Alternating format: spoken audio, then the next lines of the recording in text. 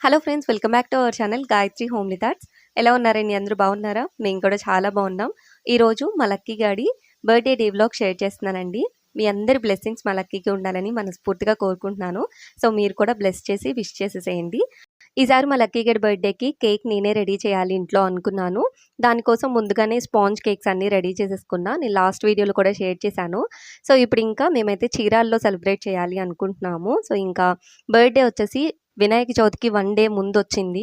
ఇంకా ప్రతి వినాయక చవితికి మేమైతే మా అత్తయ్య వాళ్ళ ఇంటికి వెళ్తాము కంపల్సరీ. ఏవైనా స్ట్రాంగ్ రీజన్స్ ఉంటే గానీ, లేదు అంటే ఖచ్చితంగా వెళ్తాము. సో ఇంకా బర్త్డే కూడా అక్కడే సెలబ్రేట్ చేద్దాము అని మేమైతే స్టార్ట్ అయిపోయాము. చెన్నై నుంచి చీరాల వెళ్ళేటప్పుడు ఎప్పుడు కూడా ట్రైన్ జర్నీనే చేస్తూ ఉంటాము. ట్రైన్ జర్నీలో ఒక్కొక్కసారి ఒక్కొక్క మిక్స్డ్ ఫీలింగ్ వస్తూ ఉంటుంది. ఇంకా ఇంటికి వెళ్ళేటప్పుడు అది అత్తయ్య వాళ్ళ ఇంటికైనా లేదా అమ్మ వాళ్ళ ఇంటికైనా కానీ చాలా హ్యాపీగా అనిపిస్తుంది జర్నీ అంతా. అండ్ రిటర్న్ వచ్చేటప్పుడు చాలా సాడ్‌గా, పిల్లలు హెసిటేట్ చేయకపోయినా కూడా చాలా బోర్‌గా అనిపిస్తది జర్నీ అంతా. అండ్ ఇంకా అత్తయ్య వాళ్ళ ఇంటికి వెళ్ళిన వెంటనే నేనైతే ఒక చిన్న కేక్ ముందుగా రెడీ చేసేసి నైట్ లక్కీ గడితో కేక్ కట్ చేయించేసాను. ఇంకా ఆంధ్రాలో ఫుల్లు వర్షాలు. మొన్నటిదాకా విజయవాడ అంతా ఫ్లడ్స్ వచ్చినాయి కదా! సో ఇంకా చీరాల్లో కూడా కరెంట్ కట్స్ చాలా ఎక్కువగా ఉన్నాయి. ఇంకా కేక్ కట్ చేసే టైంకి కరెంట్ కూడా లేదు. అలానే టార్చెస్ వేసి కేక్ అయితే కట్ చేయించాము. ఇంకా నేను కేక్ నేనే రెడీ చేద్దాము అని దానికి కావాల్సిన మెటీరియల్ అంతా నేను చెన్నై నుండి తీసుకెళ్ళాను. బట్ ఫ్రెష్ క్రీమ్ మాత్రం నేను చెన్నై నుండి తీసుకెళ్తే పాడైపోతదని ఇంకా చీరాల్లోనే తీసుకుందాం అనుకున్నా. బట్ చాలా ప్లేసెస్‌లో వెతికాను. బేకరీస్‌లో ఎంక్వైరీ చేసినా కూడా వాళ్ళు ఫ్రెష్ క్రీమ్ నార్మల్‌గా ఇవ్వము. బల్క్ అమౌంట్‌లోనే తీసుకోవాలి అని అన్నారు. న్యూ ఐస్‌బర్గ్ అని ఒక టెంప్టేషన్స్ రెస్టారెంట్ ఒకటుంది. ఇంకా అక్కడైతే వాళ్ళు ఇస్తామన్నారు. ఇంకా అక్కడ తీసుకొని కేక్ అయితే నేను రెడీ చేసేసుకున్నా. ఇక్కడ బర్త్‌డే సెలబ్రేషన్స్ కూడా చేసుకోవచ్చు. ఒక 10 మెంబర్స్, ఫ్యామిలీ మెంబర్స్ అలా సిట్టింగ్ లాగా కూర్చొని ఎక్స్‌ట్రా కాస్ట్ కూడా ఏం పడదు. బట్ నార్మల్‌గా రెస్టారెంట్ లాగా ఉంటది కాబట్టి మనం సెలబ్రేట్ చేసుకోవచ్చు. అండ్ ఇంకా ఇంటికొచ్చిన తర్వాత కేక్‌ని ఆల్రెడీ స్పాంజ్ కేక్ ముందుగా రెడీ చేసుకున్నాను కదా!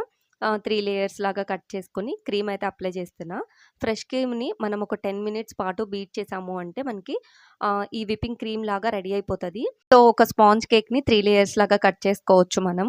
ఆ 3 లేయర్స్‌ని కూడా మనం ఈక్వల్‌గా కట్ చేసుకోవాలి. ఎత్తు పల్లాలుగా కట్ చేసుకున్నాము అంటే క్రీమ్‌తో అడ్జస్ట్ చేయాలంటే చాలా కష్టమైపోతది.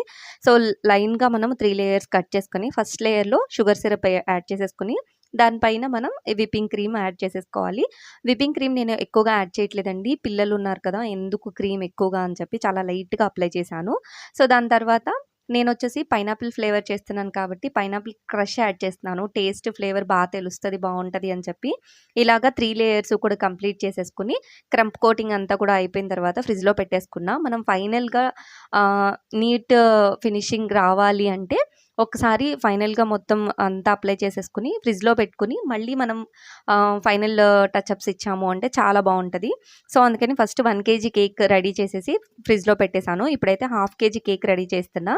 నేనొచ్చేసి 1 ½ కేజీ 2 స్టెప్స్ లాగా రెడీ చేద్దాం అనుకుంటున్నా. అండ్ థీమ్ వచ్చేసి ఫిషెస్ థీమ్ చేద్దాము అని ముందుగానే ఫాండెంట్ తీసుకొని ఆ ఫిషెస్ అవన్నీ కూడా షేప్స్ కట్ చేసుకొని ప్లేట్‌లో పక్కన పెట్టేసుకున్నా.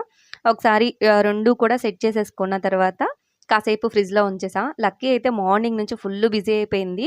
డ్రెసెస్ ఎన్ని తీసుకొచ్చినా కూడా కాసేపు వేసుకుంటుంది. మళ్ళీ తడిపేసుకుంటుంది. లేకపోతే చిరాకు వల్ల చాలా హెసిటేట్ అయిపోయింది. ఇంకా ఫైనల్‌గా డ్రెసెస్ తిరిగేసి తీసేసింది తనైతే.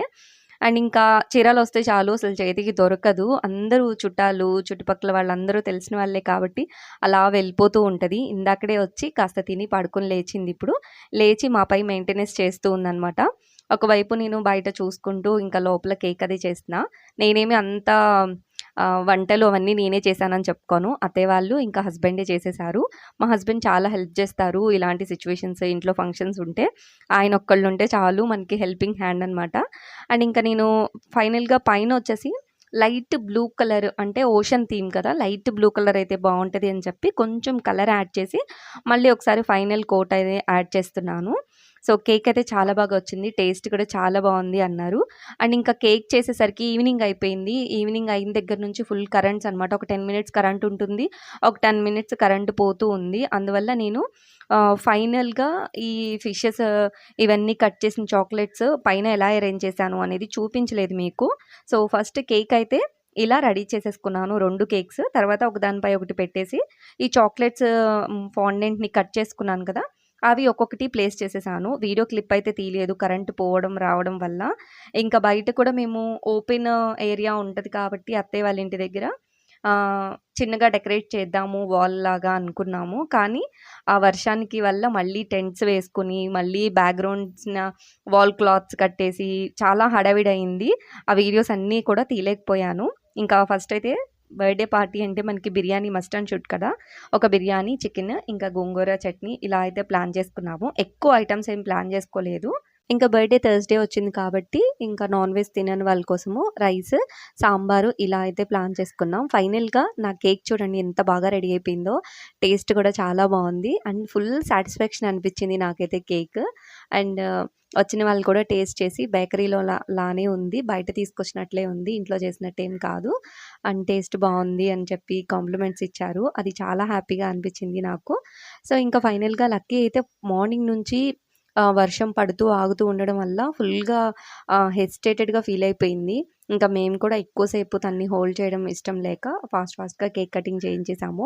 ఎక్కువ పిక్స్ కూడా దిగలేదు మేము. అంత డెకరేట్ చేసుకొని అసలు ఫోటోస్ దిగలేదు ఏంటా అనుకున్నాము. లాస్ట్‌లో గుర్తొచ్చింది మాకు. సో, ఓకేలే అని చెప్పి ఇంకా వీడియోలో ఉన్న ఫోటోస్‌ని స్క్రీన్ షాట్స్ తీసుకున్నాము. అండ్ ఇంక తను కేక్స్ బానే తింటుంది 2, 3 డేస్ నుంచి కాబట్టి ఆ రోజు కేక్ కటింగ్ చేసి అసలు కేకే తినలేదు తను. ఇంకెంతమంది వచ్చి బతిమిలాడినా కూడా కేక్ తినను అనేసింది. సో, ఫైనల్‌గా మా లక్కీ గడి బర్త్‌డే సెలబ్రేషన్స్ అయితే ఇలా జరిగాయి. అండ్ ఫైనల్‌గా నేను పిల్లల కోసం రిటర్న్ గిఫ్ట్స్ ఏమీ తీసుకోలేదు. జస్ట్ పెన్సిల్స్, పెన్స్ తోటి సరిపెట్టేసే టైం కూడా లేదు నాకు. బర్త్‌డేకొచ్చి మా పాపని విష్ చేసిన వాళ్ళందరికీ కూడా thank you so much. And మీకు కూడా ఎవరెవరైతే విష్ చేశారో వాళ్ళందరికీ నేను ముందుగానే థాంక్స్ చెప్పేస్తున్నాను. అండ్ వీడియో కనుక ఫస్ట్ టైం చూస్తున్నట్లయితే మన ఛానల్‌ని సబ్స్క్రైబ్ చేసుకొని నాకు సపోర్ట్ చేయండి. ఇందులో నేను కేక్ రెడీ చేసింది క్లిప్స్ కొన్ని మిస్ అయినాయి కదా! ఇంకెప్పుడైనా పర్ఫెక్ట్‌గా కేక్ ఎలా మనం ఇంట్లోనే ప్లాన్ చేసుకోవాలి అనేది మీకు షేర్ చేస్తాను. ఎవరికైనా డౌట్స్ ఉంటే కింద కామెంట్ సెక్షన్‌లో షేర్ చేసుకోండి. Will be soon video post చేస్తాను. అండ్ సబ్స్క్రైబ్ చేసుకోవడం, సపోర్ట్ చేయడం అస్సలు మర్చిపోకండి. Thank you. Bye by.